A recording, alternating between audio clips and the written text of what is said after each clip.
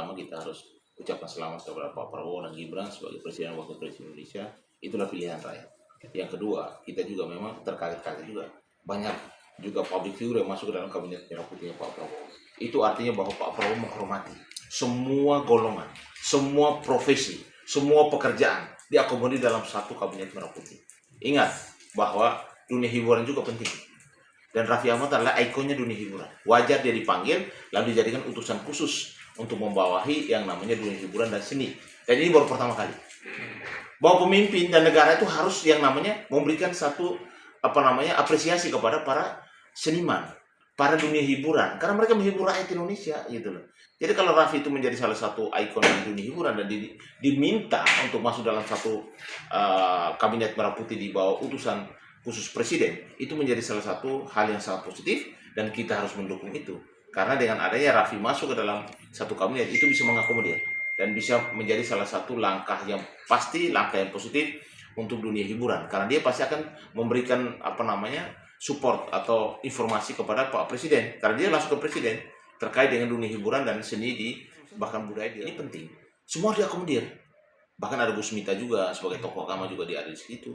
Semua dimasukkan di dalam satu kabinet merah putih. Kalau bilang kabinetnya gemuk ya nggak apa-apa. Kan uang negara yang dipakai dan juga tidak korupsi kan. Dan itu bekerja buat rakyat. Kalau saya sah-sah saja nggak ada masalah. Yang saya kecewa, kenapa Raffi Ahmad justru mendapatkan tanda kehormatan atau satu kehormatan itu sebagai dokter forensik kausa itu dari Thailand. Padahal dia warga negara Indonesia, anak bangsa menjadi kebangsaan bangsa Indonesia yang mendapatkan apresiasi di seluruh Indonesia. Justru harusnya Universitas Indonesia memberikan gelar kehormatan tersebut, bukan Universitas Thailand. Emang Raffinya menghibur orang Thailand kan enggak? Tapi kenapa Thailand justru memberikan apresiasi kepada Raffi Ahmad, bukannya Universitas dari Republik Indonesia? Ini yang harus disayangkan kepada universitas seluruh di Republik ini, harusnya lebih melakukan penelitian terhadap figur-figur yang menjadi ikon buat bangsa ini. Karena itu sangat penting.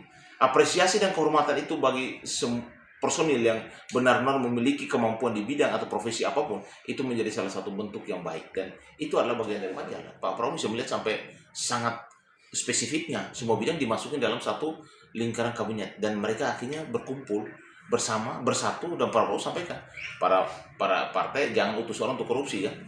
Para utusan khusus sampaikan informasi-informasi terkait dengan profesi kamu. Dan bahkan hari ini mereka lakukan pelatihan di Magelang. Penting, baru pertama kali terjadi semua pakai pakaian tentara melakukan pelatihan pembekalan. Orang mau jadi pemimpin harus dibekalin dulu. Lu jadi pemimpin tidak dibekalin gimana kerjanya gitu loh. Kan saya itu langkah buat Pak Prabowo, kita harus apresiasi itu. Dan dia berkomitmen untuk membangun bangsa dan seluruh kabinet merah putih akan bekerja buat rakyat. Kita tunggu hasilnya. Semua warga negara pasal 30 Undang-Undang Dasar 45 semua wajib bela negara. Nah, apa yang dilakukan dari Pak Prabowo terhadap pembekalan adalah bagian daripada bela negara.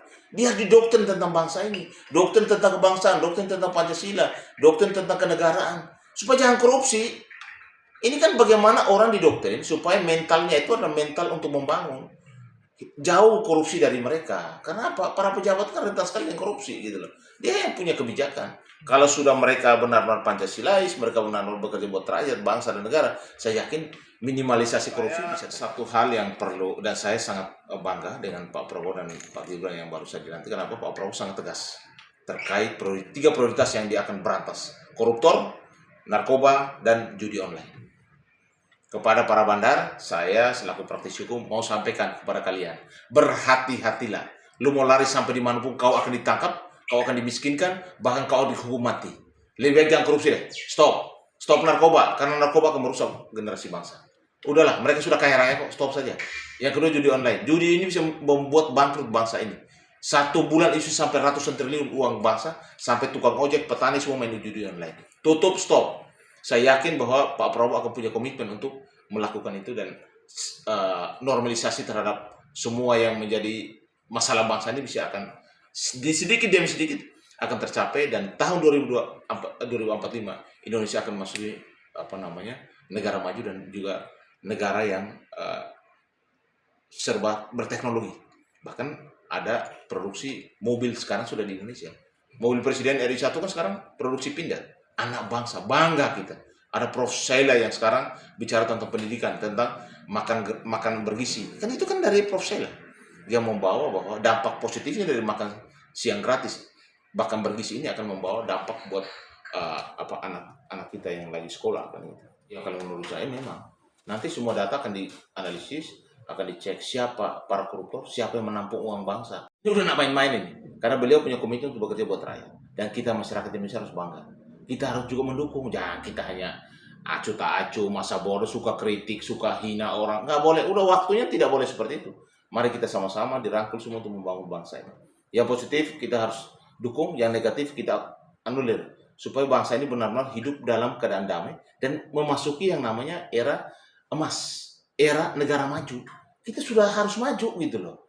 Pak Jokowi sudah membuka jalan nih. Pak Prabowo masuk dengan strategi, dengan kemampuan di bidang pertahanan, di bidang politik, di bidang bisnis dan lain sebagainya. Dia mampu mengakomodir semua anak bangsa masuk dalam satu rumah yang namanya Kabinet Merah Putih. Kita tunggu aja hasil kerjanya, dan Prabowo sudah sampaikan siapa yang tidak bekerja buat rakyat dia akan copot. Dan kita lihat ketegasan beliau penting kalau menurut saya. Masih banyak anak muda yang punya prestasi. Kalau Anda sudah dipilih menjadi salah satu masuk dalam Kabinet Merah Putih, harus bekerja buat rakyat.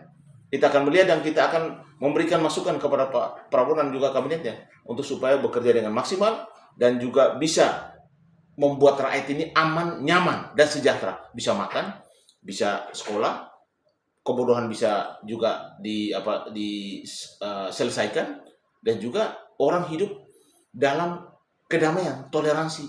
Jangan sampai nanti ribut melulu, itu loh kerjaannya kan.